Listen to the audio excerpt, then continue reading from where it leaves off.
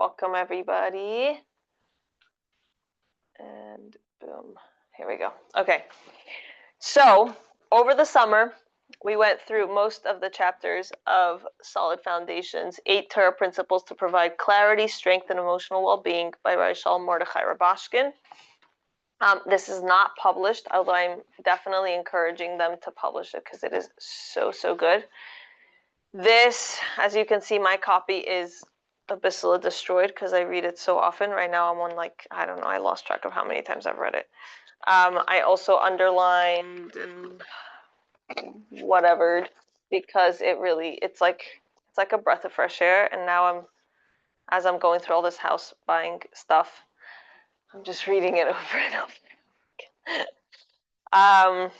So the first one of my favorite parts. Building the castle. It is a building. Yeah, it's definitely more a building than a house. Also, I want to give a huge shout out and thank you to everyone who has joined our Founders Club. Baruch Hashem, we're going and growing and climbing, and the sooner we reach that goal, the sooner we can move forward with all the other steps of the house. So the building. Is a promo video feeding into a video? Yes. Yes, absolutely. We're also working on we worked on messages to send out. We worked on the promo video. We worked on a second promo video based on the speeches with the emotion. We also worked on a calling script. As is Hashem, we want to work on a call day, a whatever it's called. Maybe you could do a video. Oh, I did. Yes, not very good. Not very good. It's recorded. We all read it. It's recorded. No. I did it a separate video. No, yeah. Not as good as compared to how we thought. It'll just be a different face in the video. Based off of it. It's based off of it. Okay. And then the next investment will be the teleprompter. But then we are also working. It was a lot to build in 1 week. It was a lot to do. So now we're also working on building the team's concept. So we're gonna roll that out. But anyway, okay. So back to this. We have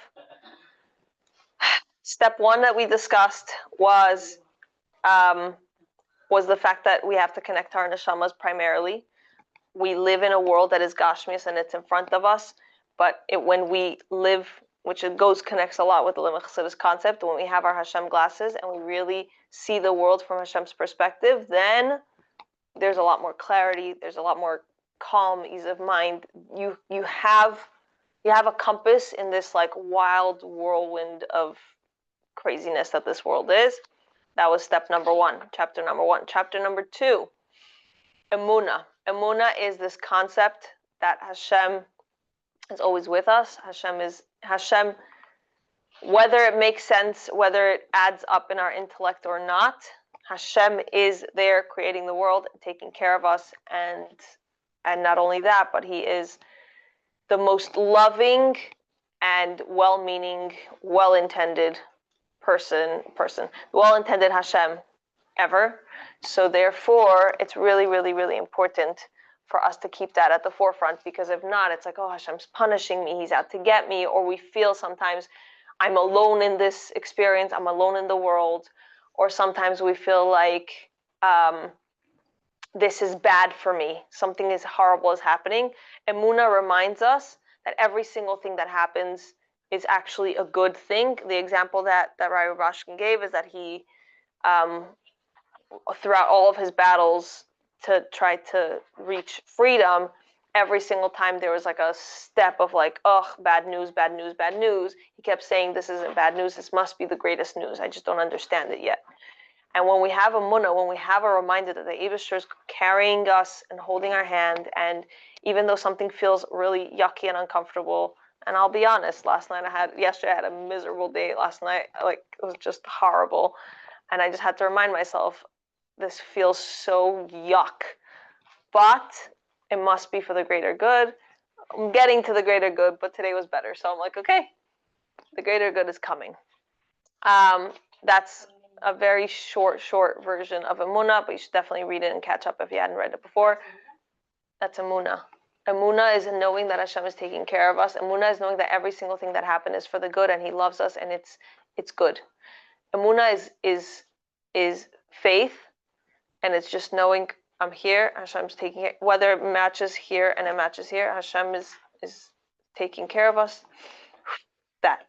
Bitachon is saying, I trust you for the future. Now I trust you that you're going to take care of me. I trust you that you're going to hold my hand through everything that's happening forward. And Bitachon comes from this idea that based, in a certain sense, based on the Emuna, knowing that everything Hashem does is for the good, I don't need to stress. Just like another mashal that I got from a different book on Bitachon is picture like a toddler and his parent is holding him, whether it's a he or she, a mother or father. And at that point in time, the toddler is being held and the parent is crossing the street. At no point in time does the toddler think, oh, 1 second, is that a car coming? Oh, wait, is this a red light? Is it, as I tell my kids, is it the walking menchie or the red hand? Like the toddler doesn't care. He's just like, I'm in safe hands. Like all he thinks about is the warm embrace of their parent. That is bitachon. Now, once the toddler starts to grow up, like for example, my kids that came to help set up tonight, they're walking home on their own. And when they walk home on their own, they also have different levels of maturity. So as a parent, we have to remind them, remember to only walk with the walking menchie, not the red hand, like all the different pieces. The more we take responsibility and we take the stress of our lives, the more Hashem says, okay, you want to take it? Go for it. But if you want to be the toddler that's being held by Hashem, you have to constantly remind yourself, I'm the toddler that's being held by Hashem and He's taking good care of me. Doesn't mean that you shouldn't make a keli. The stress comes when we feel like we have control over the outcome. What we need to do is create the keli, the opening for blessing. What we then let Hashem take care of, and where trust comes in is when we say, you take care of the outcome. So for example, Sunday's event. I said, all I have to do is show up and do my part. Whatever happens next is up to Hashem. We have to show up and do our part. Whatever happens at the end, I can't come and think, in 15 years, in 5 months, even by the end of the night. If by the end of the night something changes in this shir and it goes haywire, I did what I could, I did my best, and the outcome is only up to Hashem. Make sense? That's bitachon. Now, scooching forward, Kavana Sabriya means the concept that Hashem created this world, and because He created this world, it means that we have a mission to improve it, both our lives and the world as a whole. And because of that, when we're going through struggles, it's not a flaw to the system, it's made as part of the system. This isn't a mistake that we go through struggles. I always joke that if a toddler never fell and scraped their knees, then they wouldn't be able to get up and walk and run and then grow up to be mature adults that don't bump into everything, right? When we bump into something, it makes us better and stronger and more resilient. So here, for example, and I'm being very personal, I hope you guys don't mind, but like, for example, I am having to learn some of the questions that the stuff with real estate that I'm having to learn right now is way above and beyond my pay grade. Today I was even discussing with another real estate agent that works in New York, not in New York City, but like in New York State. And even he said to me, and he took courses, classes, and works in this business. He's like, whoa, this is beyond my pay grade. And that's what I'm having to learn. So it's hard, it's tough, it's intense, but I just keep appreciating like, okay, I guess Hashem, you're just giving me a free lesson in real estate purchasing. Like I didn't have to pay the whatever university fees. I'm just living through it. So whatever you're going through, just take it in that mindset of Hashem, this is not a mistake. I understand it's not a mistake. You're just teaching me new lessons. You're giving me new skills. You're teaching me a new way of appreciating the world or processing the world or whatever. Make sense? Woo! Chapter 5, Torah has all the answers. The world and us and everything was created through the Torah. So therefore, Torah has all the answers, and when we look at the world through the Torah perspective, aka the Living Chassidus motto of Hashem glasses, then we have clarity moving forward in what we're meant to do, how we're meant to accomplish all of this, and we don't have a question about morality, as the world really strongly has right now. For example, I recently saw this comment about someone saying, "Oh, if you're gonna take away my food stamps, then I'm gonna go steal." There's ups and downs. Like it's just like everything. The world is upside down if we don't have morality based on an objective Torah that gives us the right and the wrong, up, down, left, and right. Make sense? Baruch Hashem. Chapter 6 is the concept of mitzvahs and to be able to connect to Hashem and interact with Hashem, and the more we focus on our mitzvahs, the more we're able to sensitize ourselves to Hashem's world and desensitize ourselves from other influences. There's a lot more to it, but I'm just running out of time. Okay, so now we've reached chapter 7. Everybody ready, Freddy and Spaghetti? Yay. If you'd like to catch up on all the previous classes, they're all on YouTube and / or all of the other platforms. So yes, and a big shout out to Rachel for all her hard work to make that happen. Thank you, Rachel. Thank you. Yes, she gets a shout out for that. Okay, chapter 7. I will read for the sake of, yes, because it's so short, we can do it. Okay, chapter 7. Teshuvah.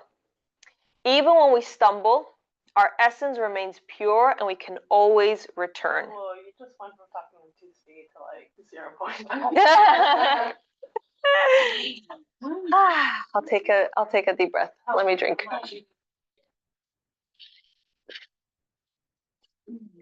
Okay. Just as a mitzvah. No, don't do that. One second, I need the thumb. Okay. Just as a mitzvah connects us to Hashem, an avera separates us from Him, Rahman al-Atzlan. When we reflect on our behavior and identify averas, our Yetzer Hara tries to compound the problem and push us further away from Hashem by insisting that we are damaged, disconnected, and we're not worthy of Hashem's mercy and love. If we're facing a difficulty or a challenge, our Yetzer Hara points to that as evidence, trying to drive us to despair and depression. And I see this uptown, downtown, all around the town. Literally, there's the avera that happens, and then there's the yucky feeling and the post-avera yuck that then leads us to whether it's a tub of ice cream or whatever is that outcome. That's what we're trying to catch here. In those moments, we need to remember that we can always do teshuvah. Even before we take the steps to do teshuvah, Hashem does not abandon us. He desires and awaits our teshuvah. When we turn to Him sincerely and seek forgiveness, drawing closer to Him, He accepts our teshuvah and embraces us as if we had never sinned. Now, I hope everybody gets to go through this in their own lives, but you can see this very clearly in marriage, where we mess up, we stick our foot in our mouths, we make a nasty comment or whatever, and as long as we are humble enough to apologize and take responsibility and say, yeah, I'm so sorry, I did not mean to hurt you, the closeness that happens in the relationship after is bein arich. There's nothing like it. There's nothing like being able to apologize, receive that forgiveness, and reunite in a much, much stronger way. And you might have even seen that with family members or with a good friend. Like that type of good friendship that you're willing to really make that apology and you're like, yes, I'll be honest and real and raw and apologize in that way. The closeness afterwards is really powerful. Accurately translated, teshuva means return. It is rooted in the fact that the fundamental nature of a yid is good and holy. If he has deviated from that, all he needs to do is return to his natural state of love and connection with Hashem. When we do tshuva, resolving never to repeat the avera, Hashem accepts it. It's that simple. So certain are we that Hashem forgives us when we ask, that in Shemana Esrei, immediately following our request for forgiveness, we recite, Baruch Ata Hashem, Chanun Hamarbe Lisleach. Blessed are you, Hashem, who is gracious and forgives abundantly. You cannot, there we go. Saying Hashem's name in vain is forbidden. Whenever there is a doubt about whether we should say a bracha, we abstain. Certainly then, there is no doubt that Hashem has forgiven us and this bracha is warranted. So let's take a moment to actually process that.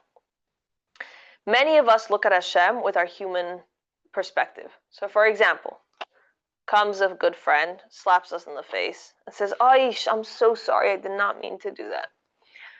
A few days later, she comes again, gives you a big hug, slaps you in the face. Oh, I'm so sorry, I'm not going to do that again. Next time I'm going to hold back. The third time, you see her a few days later, and you're like, It's like, I'll hug you from, distance, I don't know. And we have this feeling of like, I've made the same boo-boo, I've made the same mistake. For anybody who was there for the shir with Rabbi Glick, that concept of like, we're retaking on the same achlata over and over and over. And for every time we didn't keep it, we think, Hashem's just going to lose faith in me. Like, I keep trying and I keep failing, so therefore he's going to think, okay, it's done. But in reality, that's not how Hashem works. And the fact that we make this bracha every single day, 3 times a day, it means it's for real.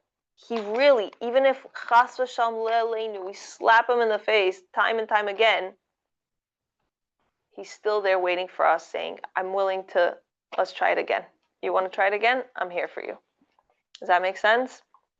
And this concept is the most beautiful part because it prevents that spiraling downward of, I'm already bad, I did bad. Teshuva is like poison. It's like chemo. If you need chemo, but you only want it to target the bad cells. You don't want to be taking it forever and have it spread to everything else. Teshuva, you need to focus it on what needs to be done, and then once it's done, that's it. You don't sit in it. You don't do it all the time again and again. Like you did your teshuva, Hashem forgave you, and now you have to be simcha. Like you have to move on, be simcha. You're not wallowing in it. Like I love that concept. That is beautiful. Thank you for sharing. Another version that I heard from Shais Taub, Rabbi Shais Taub, is that we have 3 faculties, right? Thought, speech, and action. Now, let's say chas v'shalom, we slapped the person in the face. Now, when we go home and we're all regretful, we're using the other levush of thought to constantly replay the thing we did wrong. Like we're just do. Now we're also wasting our thought on an avera. So just do your teshuva, say, oops, shouldn't have done that. Genuine, wholesome, and honest apology. I'm going to try my best not to do that again. And let it go. Because if you're spending more time thinking about it, that means you're using a machshava for that avera again. Make sense? I love that. Okay.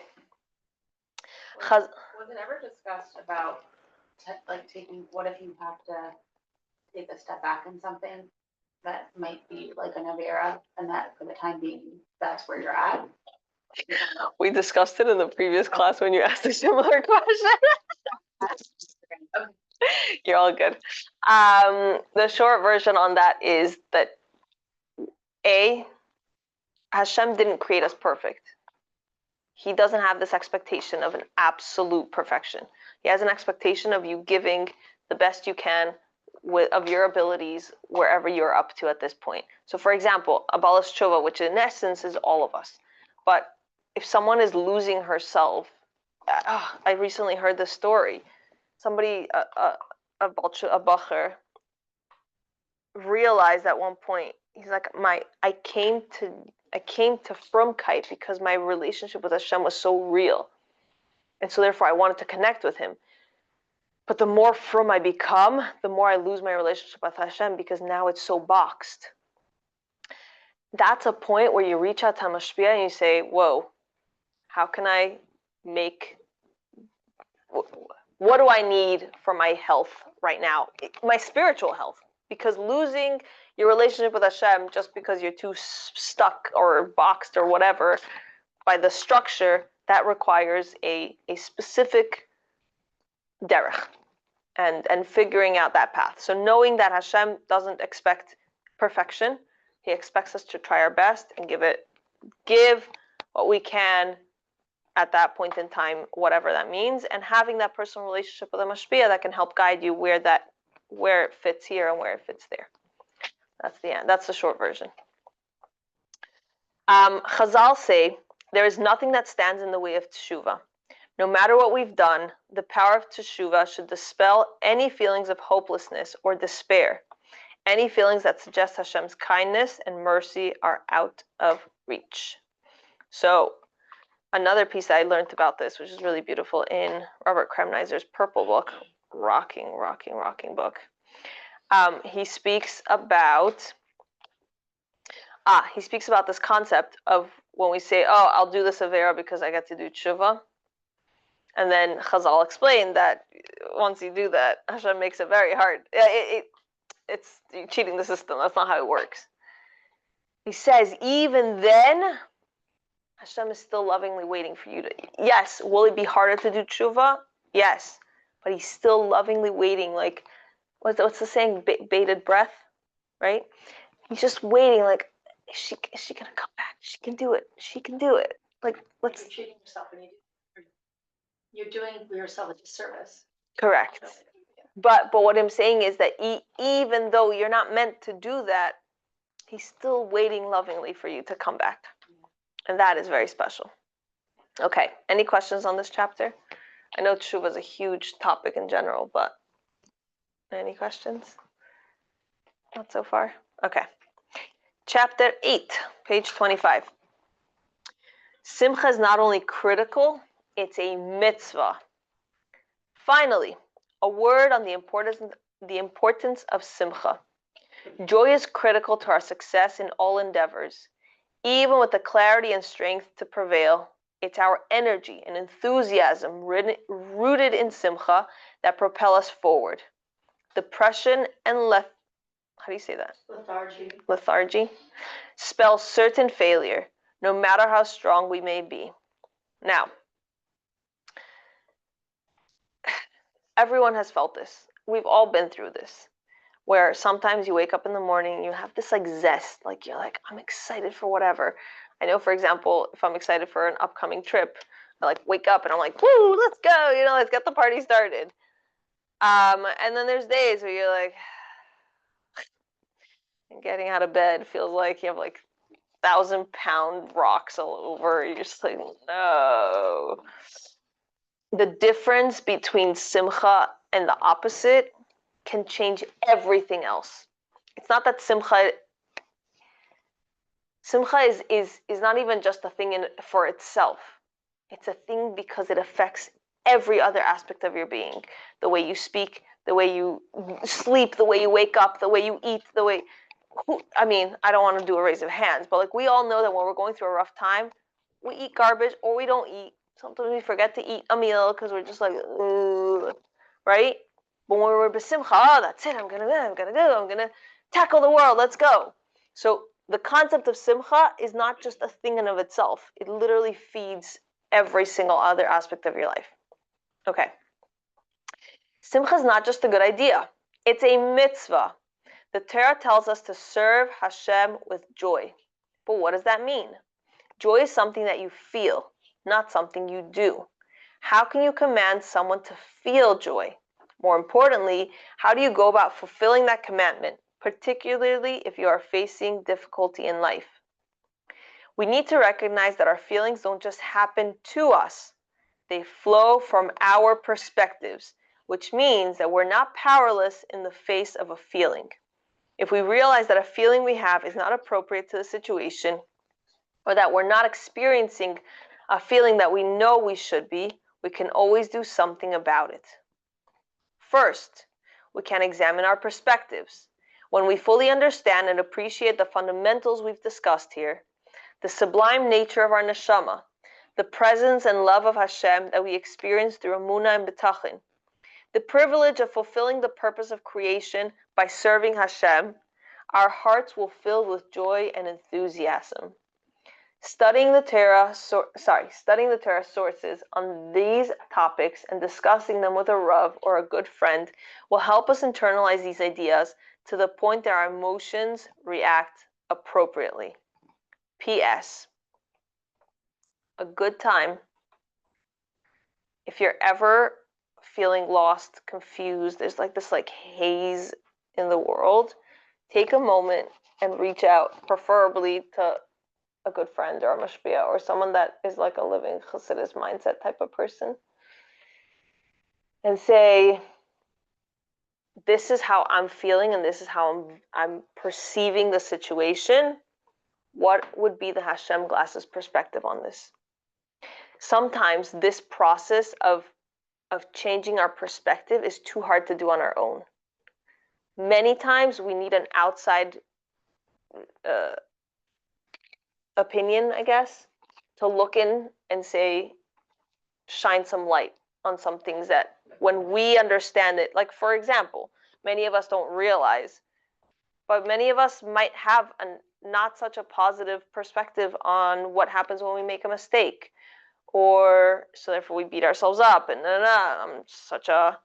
and we don't even realize that we're saying that in our heads. Sometimes we carry these internal voices of, oh, I've done this wrong, and I always mess this up.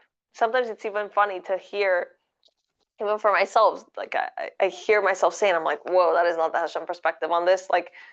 I need to catch that before I keep because whenever I say it from here, it's because it's already been saying over here, right? In my head, it's already been going. So if you're ever feeling that you're not in a place of simcha, it's a good time to reach out to someone and say, can you help me think through this with my Hashem glasses on? What is the Hashem perspective? What's the Torah perspective on this? Hashem's not out to destroy you. Sometimes we feel that way. Hashem's not out to punish you. Sometimes we feel that way. You're not in essence. I know sometimes, many years ago, I had this oh my gosh, every time I make a mistake, see, that Freudian perspective of at the essence, we're just animalistic.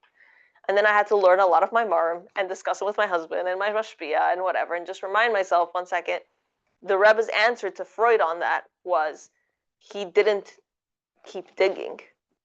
Yes, is there an animalistic part of us? Yes, we all have an nefesh bahamis. But he didn't keep digging, because beyond that is the nefesh elikis, and we are pure and holy and pristine. So sometimes that perspective, again, if we're not feeling the simcha, it might be because we're not seeing the world from Hashem's perspective, and we need to reach out and say, hey, can someone please help me look through this from a different viewpoint? Make sense?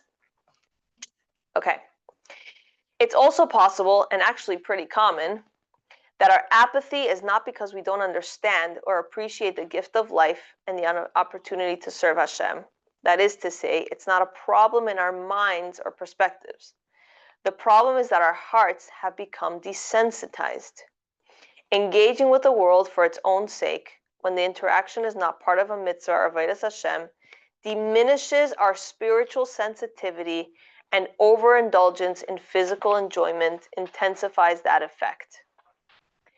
We must take stock and recognize that these behaviors are deadening our heart and soul to the indescribable joy we naturally take in our Creator. Remember that since Hashem instructs you to serve Him with joy and to serve Him in all that you do, you are unquestionably capable of lifting the cloud of apathy and melancholy with the infinite strength of your neshama and living your life with joy. L'chaim. Good perspective. Sometimes it's not our mind. Sometimes it's the fact that that's an older version. Oh, yeah. Sometimes it's not necessarily our mind. Sometimes it's the fact that we are so entrenched, I guess, in the world around us that that's just the only way we see it. We're just desensitized to the Torah perspective on the matter. Like you're saying, someone could have been taught it, but still, like, it's not that they don't know. It's that the world has desensitized their perspective on their Correct. point of view. Correct. Like for example, the concept of making a parnasa, right? The world around us is constantly saying you have to get this type of thing, this type of job, this type of education, this type of, and once you do your part, you're going to have a guaranteed success. Like it's kind of like A plus B equals C. If you do these things, you're going to be successful. Which doing those things is good. Just a reminder that doing those things is making the keli. Hashem is the one that benches us with success. And that's a very nuanced piece. You're still doing the same thing. Let's say you have to get an education in order to do the path that Hashem created for you. Number one, you're not choosing that. Hashem gave you a mission, and therefore you're meant to be a lawyer, an accountant, a masseuse, and you have to do those things, and that's good. You're doing the same action. It's just your perspective on where does my success come from? Does it come from my actions, or does it come from Hashem filling the bracha? Does that make sense? The world focuses more on the packaging than the gift. Huh. I hadn't thought about it that way. I feel like the world thinks that just because you get the package, you're automatically going to get the gift. And the Torah perspective is... Never been such an auction. That's so sad. It's just such a disappointment. I hate those. Box of tissues. That's such a bummer. But what we're saying is the Hashem perspective on this is you need to make the packaging. Whether Hashem fulfills the gift, that's up to Hashem. Right. And that part means we should also keep part of the packaging, not the Gashmias packaging, but also the Ruchnias packaging. Are we also saying we're trusting that it will be filled? Yes. Okay, so we have to Yes, create, correct. the packaging is representing the keli. You have to build a keli in order for Hashem's brachas to come in. Correct. And that's the way. That's the That's the system mindset he that we created. Yes, and that's because it's the system he created. Hashem wants you to get The whatever. world kind of distorts that. Correct. It doesn't focus on that. Correct. It's like, oh, if you add an extra ribbon and this decoration, that decoration, it's guaranteed you're gonna get the gift. Correct. And people get scammed because then let's say they do all of that and it's like, oh, it's empty inside. There's Right. no gift. Which is wild because you can see that a lot in the pop culture celebrities that they do all the thing and then afterwards, I mean, I kind of call it the empty culture. I kind of call it the Robin Williams thing. Like everybody thought he was the happiest man alive. Hi. Thanks for hosting us. Right, and he was suffering from depression. And he was and then he committed suicide. Right, Whoa. right. The most successful, happiest, funniest, Yeah. he took so many people out of depression just through his humor and his being. And that's when we have to remind ourselves, just because the world says XYZ, what is the Hashem perspective? What's the Hashem glasses? Which for everybody who's been to all three of your classes, you can remember Hashem glasses. What is Hashem's perspective in this piece of my life? And that can release you from all of the struggles. Yes. Any other questions, comments? I have a nice story to share. Yeah, go for it. So, at the building campaign event Yay! on was it Sunday or Sunday. Monday? Sunday night, I made a joke to somebody. I'm like, "Oh, I'm gonna have to get a job so that I can have my suit to give." I just had my first day of work today. Oh my gosh! Adina! I didn't apply to any jobs. I didn't have to do an interview. I just have a job. Oh my gosh! That is hysterical.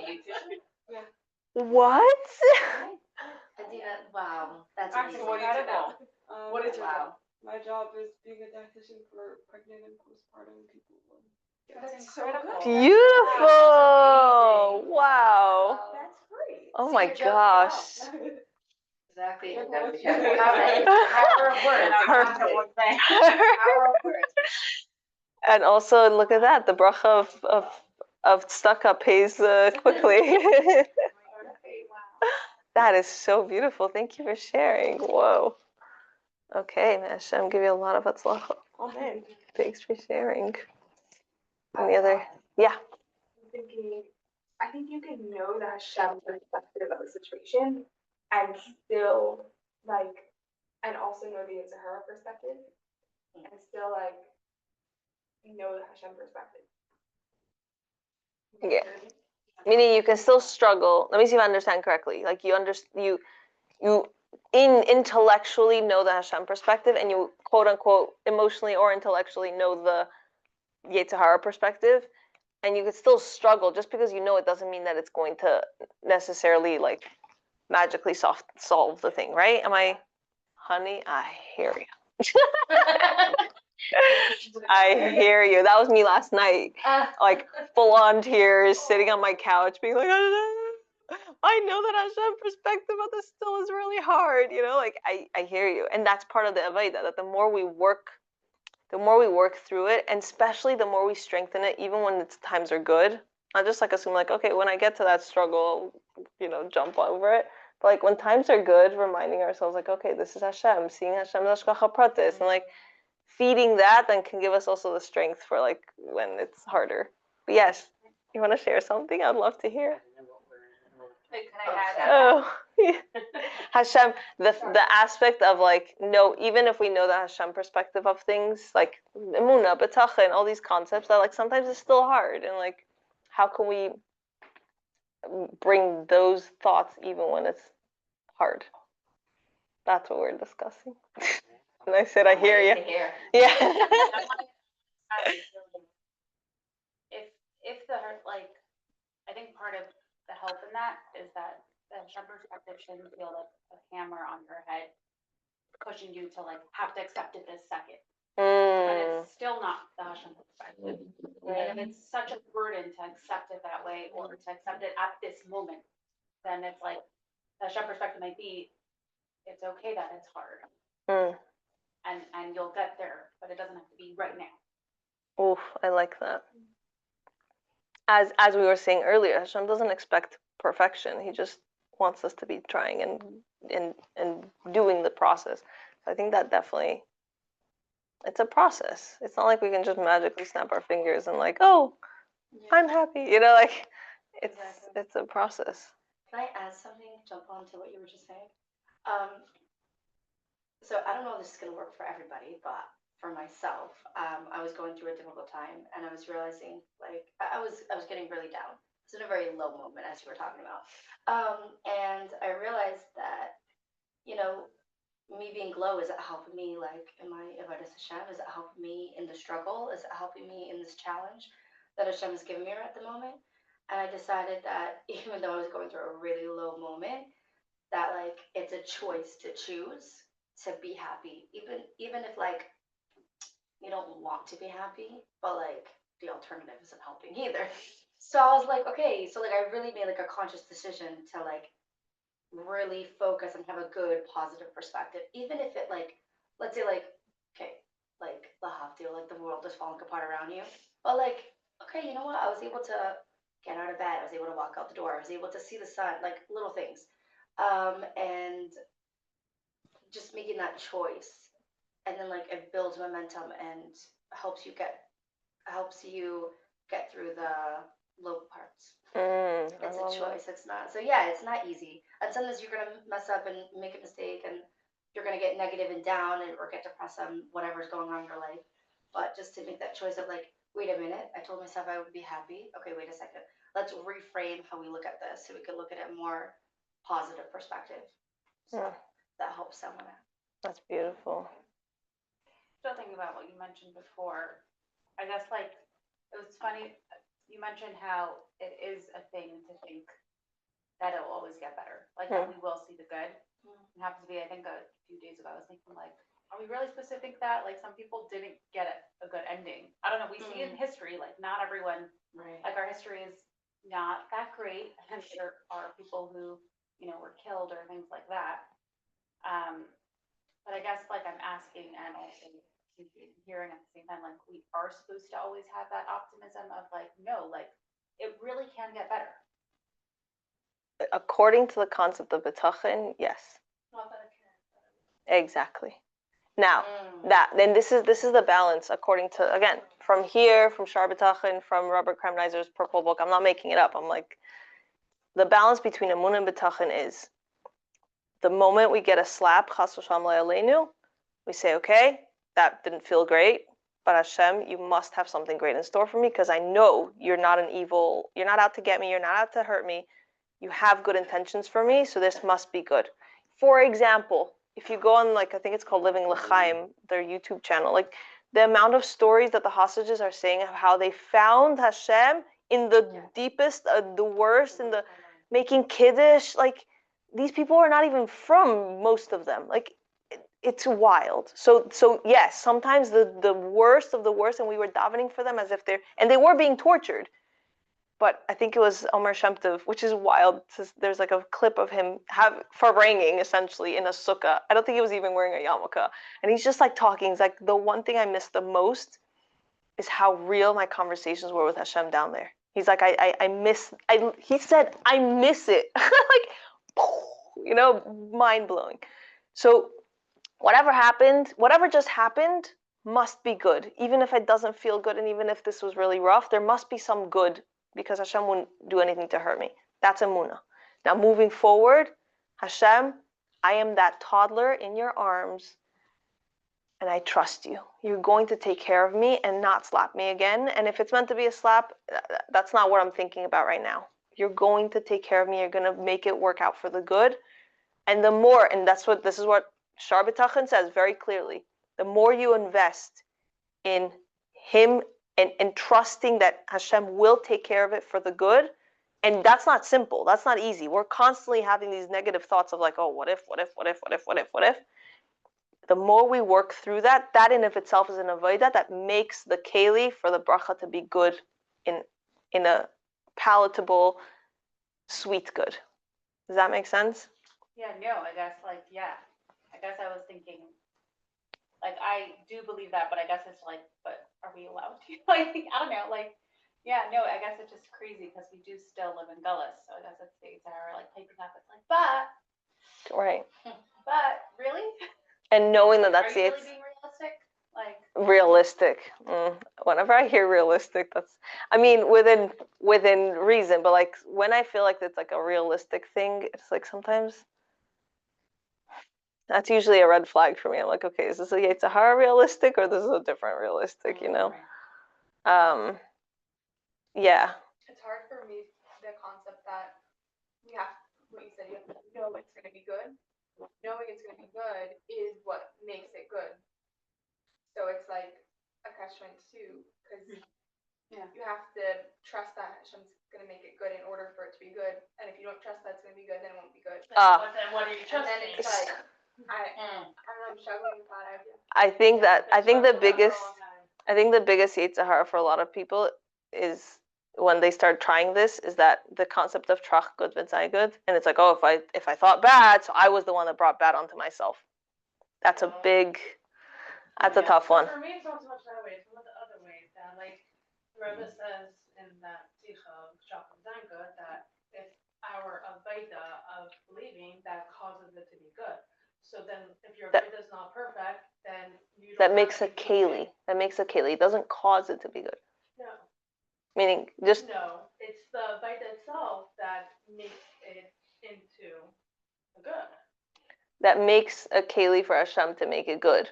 Now, that's on the Bitachon when you move forward. If it didn't work out for the good, that's what I'm saying. If it didn't work out for the good, let's say I had this trachim v'tzanga that this specific thing was going to work out. Now, once, let's say we reach that point and it didn't work out as expected, it's not a point of like, my avodah must have not been good. Now we rely on our emunah and we say, okay, Hashem, I understand that you are loving and you care for me, and you care for me more than anyone else in the whole wide world, and you have my best interest at heart, and so therefore I believe that this must have been some good. It doesn't feel good and it feels dark, but there must be some good to this that I'm going to appreciate at some point, or maybe I don't have the knowledge to appreciate, but I know that this is for the good. It is good. Yes. Yeah, it is good. This is good. I think I've also heard the concept in someone like explicitly saying out that the opposite, like, and if you didn't, then it did cause it. Like, yeah. I heard someone once. Yeah. And I haven't seen that in Shar Bitachon, or have I seen it here, or in the purple book, or in the. I don't think that doesn't sound. Negative foreshadowing.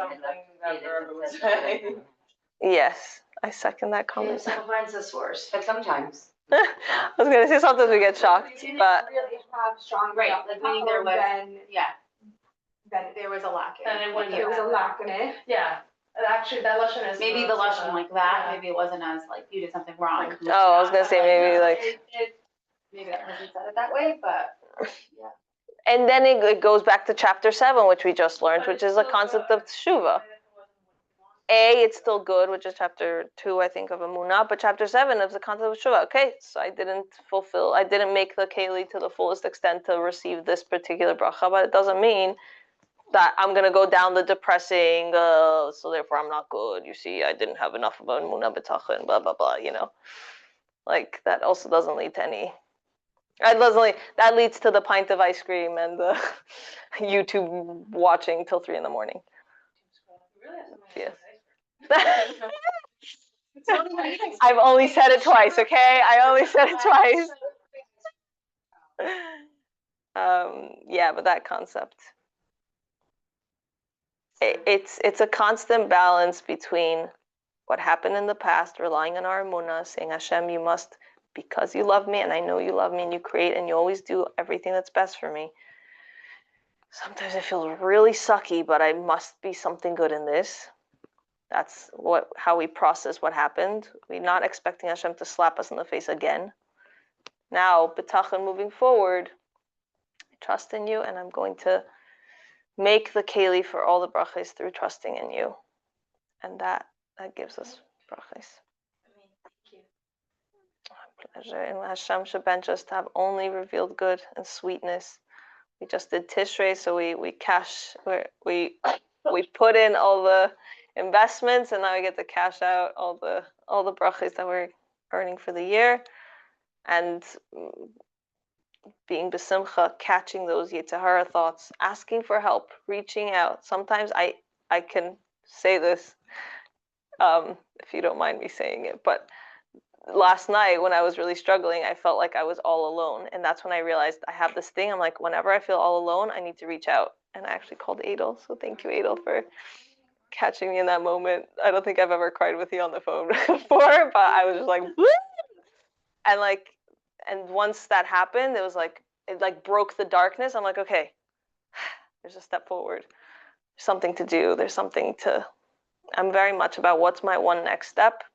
As I joked with people, what? No, I haven't yet, I guess. Last comment, I know Mindy's leaving, but the elephant, how do you eat an elephant? One bite at a time. So I'm very much about, I don't have to think about the elephant, I just need to think about what's my one next bite. So l'chaim, we should all have brachas and revealed good and clarity and really, really, really, really, really, really sweet and goodness. And let's just end this gullus and live this new Geulah. Chaim. It was my pleasure.